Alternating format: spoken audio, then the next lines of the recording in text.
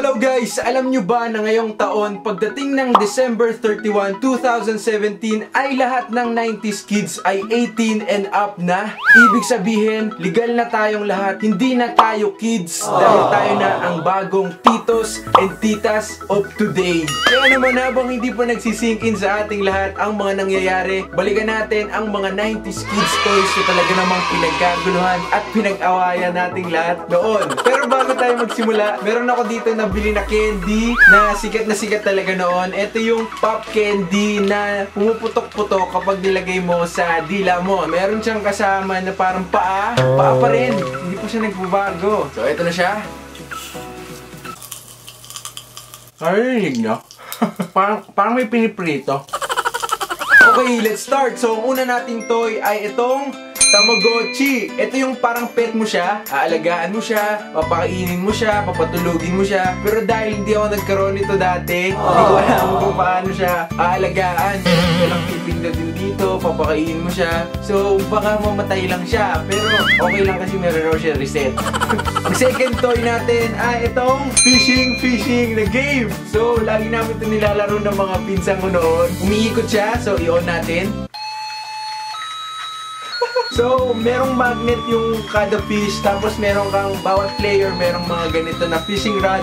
Tapos ang aim ng game ay huhuli ka lang para may na mahuhuli na fish. Ganyan. Our third toy, sikat na sikat talaga yung Jolens noon. Hindi si Jolens na si Jolens ha. Pero sikat na sikat din siya noon. Ito, Jolen, Holen, Marble, kung ano man yung tawag nyo dito. Iba-iba pa yung klase nito. Meron pang mga batik, meron pang solid. Mas kakaiba yung Holen mo, mas mahal. Next, pambabae naman. Siyempre, mawawala ba ang pick-up sticks? So sinasabog siya ng magkakapatong, tapos isa-isang kukunin yung mga sticks, dapat hindi gumalaw yung iba. Ito siya, tapos every color daw may points, tapos pataasan, at ang pinaka mataas ay ang black kasi nag-iisa lang siya. Adik na adik dito yung mga girls, kaya kapag merong may dalang pick-up sticks, dapaan na yan. Tapos ito, may kasama rin siya na Jackstone, pero ang tawag nila dito ay Jacks and Ball. Social. So meron lang siyang rubber na bola, saka ito, alam ko ang tawag nila dito ay mga stars. So, isasabog lang siya. Yung mga babae ang hilig magsabog, no? Isasabog siya, tapos isa-isang kukunin habang pinapatalbog tong bola yung mga stars. Yung mga exhibition pa yan. Yung mga babae, nagkakagalit yan dahil sa Jackstone. Ganun ka-intense. Sino naman ang makakalimot sa Beyblade? Oh my God, sobrang na-addict ako dito. Naglalabanan pa talaga kami ng mga kapatid ko.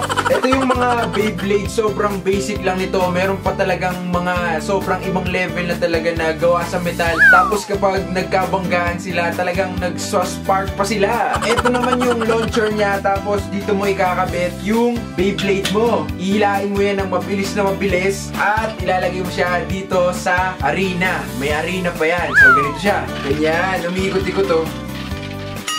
Ito naman, hindi ko alam kung paano naging laruan tong dalawang to. Ito yung ballpen na kapag pinindot mo, makukulit ka!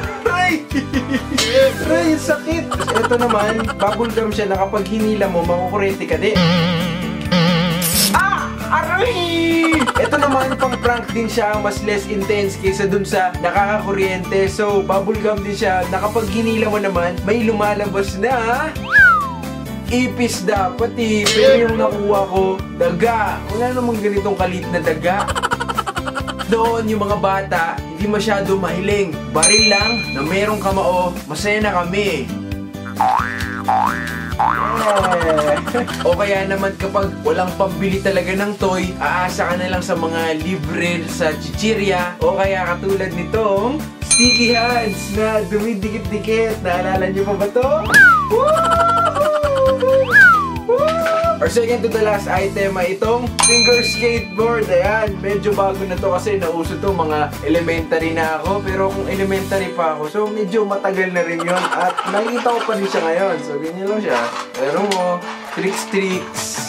At itong last item, ito ang pinaka-favorite ko talaga. Tamiya! Ito ang mga race cars ng 90s kids.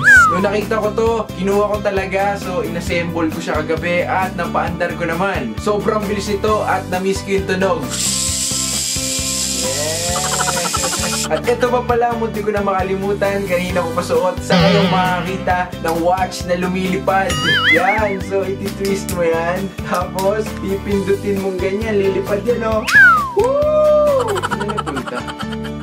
90s kids lang meron yan. There you go guys, sana nag-enjoy kayo sa video na to. Nung nakita ko yung mga toys na to, sobrang tuwang-tuwa ako para akong bumalik sa pagkabata ko. Kaya gusto ko rin sanang i-share sa inyo. And I want to share another thing with you guys. Lahat ng items na to, nakuha ko lang ng libre.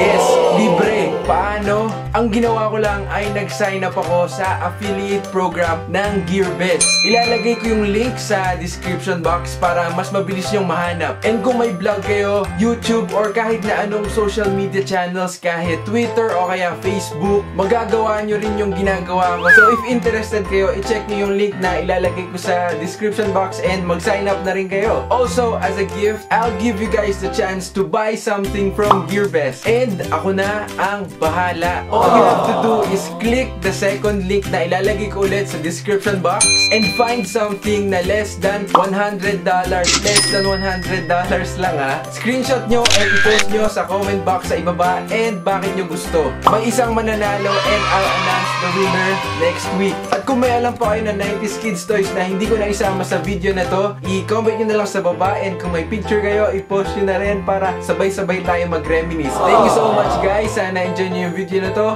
See you!